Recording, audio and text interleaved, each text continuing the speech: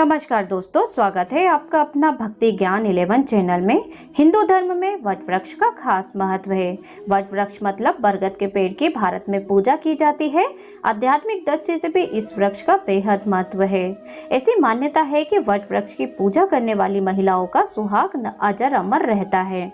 वट सावित्री का व्रत विवाहित महिलाओं को अवश्य करना चाहिए। इससे संतान सुख की प्राप्ति होती है, साथ ही आपको अखंड सौभाग्यवती होने का आशीर्वाद भी प्राप्त होता है।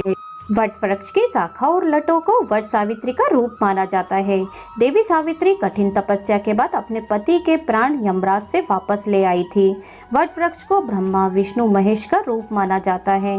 ये अकेला वृक्ष ऐसा है जिसे तीनों देवों का रूप माना गया है। यानी वट वृक्ष की पूजा करने से तीनों देवता प्रसन्न होते हैं और सारी मनोकामनाएं भी पूरी होती हैं। तो आज की इस वीडियो में हम जानेंगे वट सावित्री व्रत की शुभ तिथि, शुभ मुहूर्त क्या होगा, साथ ही हमें व्रत में किन किन सामग्रियों का ध्यान रखना होगा, क्या सामग्री हमें लगेगी और पूजा विधि क्या होगी।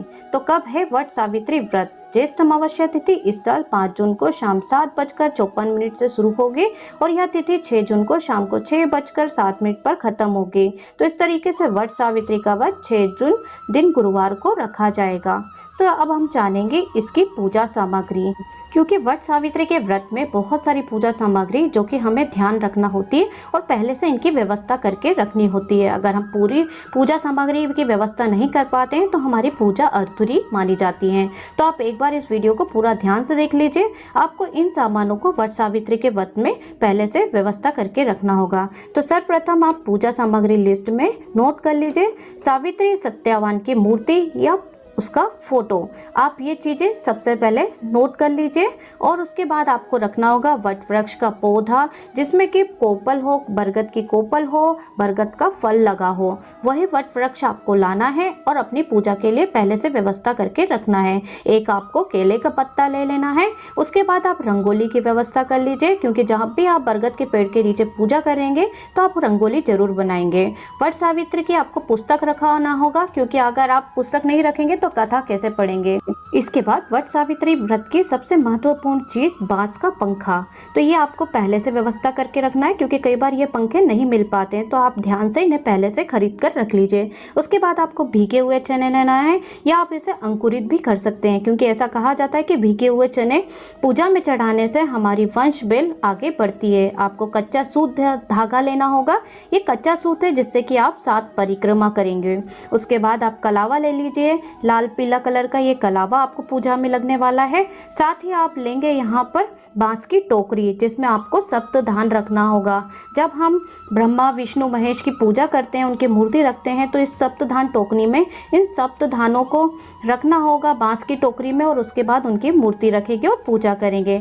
उसके बाद आपको रखना है 16 श्रृंगार की सामग्री, जो कि आप माता जी को चढ़ाने वाली हैं। वट सावित्री की पूजा करेंगे तो आपको वट सावित्री की पूजा में इन 16 श्रृंगार की सामग्री जैसे भी आपके पास व्यवस्था हो वो आप व्यवस्था कर लीजिए। अगर आप नव दंपति और पहली बार ये व्रत कर रहे हैं तो नवविवाहित जोड़ों को कपड़े से बने हुए गुड्डा गुड्डी जरूर रखना चाहिए, क्योंकि ये पूजा नवविवाहितों के लिए बहुत ही ज़्यादा महत्वपूर्ण होती है। उसके बाद आप मिट्टी के दीपक की व्यवस्था कर लीजिए, क्योंकि वट सावित्री के व्रत में आप बरगद के नीचे पेड़ की पूजा करते हैं तो वहाँ पे आपको मिट्टी का दीपक ही जलाकर छोड़ कर आना होता है। आप उसके लिए दीपक के लिए बाती रख लीजिए। ये बाती आप पहले से ध्यान से रख लीजिए, क्योंकि कोई भी सामग्री हमारी छूटना नहीं चाहिए। और इस तरीके से आप दीपक जलाने के लिए घी की व्यवस्था कर लीजिए। शुद्ध गाय का घी आप रख लीजिए। रोली, अक्षत, ये आपको पूजा में लगता ही है, तो इन चीज़ों का आप पहले से व्यवस्था करके रख लीजिए। उसके बाद आप सुपारी रख लीजिए, क्योंकि हम गजानन गणपति के रूप में सुपारी को रखते हैं पूजा में। और आपको रखना है यहाँ पे बरगद के पेड़ के पत्ते, तो आप इस तरीके से 12 पत्ते रख लीजिए। और यहाँ पर आपको दुर्वा रखनी होगी। और उसके बाद आप यहाँ पर व्यवस्था कर लीजिए धूप, अगरबत्ती, ये चीज़ें आपके घर में ही रहती हैं उपलब्ध, सभी के घर में होती हैं, तो ये चीज़ें आप घर से पहले से इकट्ठा करके रख लीजिए ताकि कोई भी सामान छूट ना पाए। उसके बाद आपको गंगा जल रखना होगा। गंगा जल, क्योंकि हम जब कलश रखेंगे उसमें हम पानी के साथ में गंगा जल का जल मिलाकर रखेंगे तो वो आपका शुद्ध जल माना जाएगा। उसके बाद लाल पीले आप फूल की व्यवस्था कर लीजिए। जो भी फूल सीजन के हिसाब से आपको मिल रहे हैं वो फूल आप पूजा में रख सकते हैं। पूजा सामग्री में आप सिंदूर, रोली, ये चीज़ें भी आप पहले से ही ध्यान से अलग करके रख लीजिए, क्योंकि हमें कई बार ध्यान नहीं रहता है और हमारी चीज़ें छूट जाती हैं, और हम अगर बरगद की पूजा के लिए बाहर जा रहे हैं तो बार बार घर आना पॉसिबल नहीं होता है। फिर उसके बाद आप अक्षत रख लीजिए। अक्षत, साबुत अक्षत, चावल के दाने होना चाहिए, पान का पत्ता होना चाहिए, नारियल होना चाहिए, जो हमारा जटा वाला नारियल होता है वो आप रख लीजिए। लाल कपड़ा आप अवश्य रखिए, क्योंकि जब सप्तधान आप टोकरी में रखेंगे तो लाल कपड़े से ढक दिया जाता है। उसके बाद आप यहाँ पर छोटे छोटे कलश ले लीजिए, क्योंकि कलश को हम जल से भर के रखते हैं। और यहाँ पर आप सीजनली जो आपके मौसमी फल होते हैं ना वो रख लीजिए। खास फ्रूट आपको रखना होगा। यहाँ पे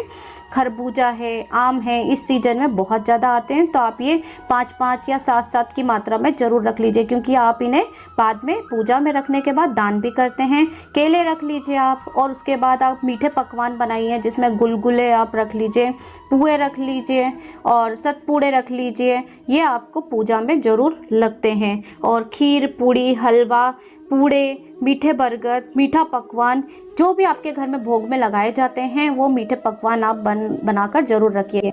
तो इस तरीके से सब क्षेत्र की अलग अलग मान्यता होती है और वहाँ पर पूजा का तरीका भी थोड़ा सा अलग होता है। तो जो आपके क्षेत्र में मान्यता रखते हैं, जो आपके परिवार में पूजा की जाती है, उसके हिसाब से आप पूजा सामग्री इकट्ठे कर लीजिए। उसके बाद दक्षिणा के लिए आप 11 रुपये, 51 रुपये, 101 रुपये जरूर रखिए, क्योंकि एक दक्षिणा एक ऐसा चीज़ होता है जिससे कि हमारे पूजा में हमसे कोई भूल चूक गलती हो गई है या कोई सामान हमसे छूट गया है, ये उसकी पूर्ति कर देता है।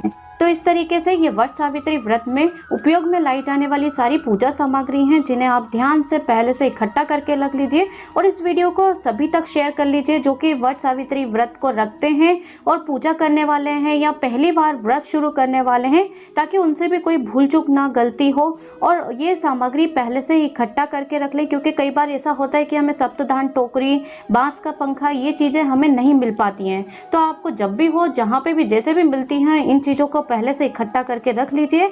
और पूजा के बाकी की सामग्री तो हमारे पास काफ़ी सारी सामग्रियाँ घर पे ही उपलब्ध होती हैं, वो आप इकट्ठा करके रख लीजिए, ताकि उस समय पे आपसे कोई भी भूल चूक ना हो और कोई भी सामग्री आपसे छूट ना पाए। साथ ही एक जानकारी और दे देती हूँ कि वट सावित्री का व्रत दुल्हन की तरह सज कर ही आप तैयार होकर ही करिए, क्योंकि ये सुहाग के लिए हम व्रत करते हैं। तो इस व्रत पर आपको सुहागनों की तरह पूरा शादी में जैसे आप तैयार होते हैं अपनी, वैसे ही तैयार होकर इस व्रत को करिए। और अगर आपको वीडियो थोड़ा सा भी अच्छा लगा हो तो आप हमारे चैनल पे नए हो तो चैनल को सब्सक्राइब कर लीजिए, वीडियो को लाइक कर दीजिए और भी लोगों तक ये वीडियो शेयर कर दीजिए, ताकि जो भी इस व्रत को रखने वाले हैं या पहली बार व्रत शुरू करने वाले हैं तो वो भी इन गलतियों से बच सकें। और भी हमारे चैनल की प्लेलिस्ट में जाकर आप वट सावित्री के व्रत के वीडियो डले हुए हैं, वो भी आप वहां से देख सकते हैं, या मैं डिस्क्रिप्शन में भी आपको लिंक शेयर कर देती हूँ, वहां से आप वीडियो देख लीजिए, ताकि आपसे इस पूजा में कोई भी गलती ना हो। तो मिलती हूँ मैं आपसे नेक्स्ट वीडियो में। अगर आपको वीडियो थोड़ा सा भी अच्छा लगा हो तो लाइक जरूर कर दीजिए, क्योंकि यही माध्यम होता है जिससे कि हम आपसे कनेक्ट हो सकते हैं। तो मिलते हैं नेक्स्ट वीडियो में, तब तक के लिए जय वट सावित्री।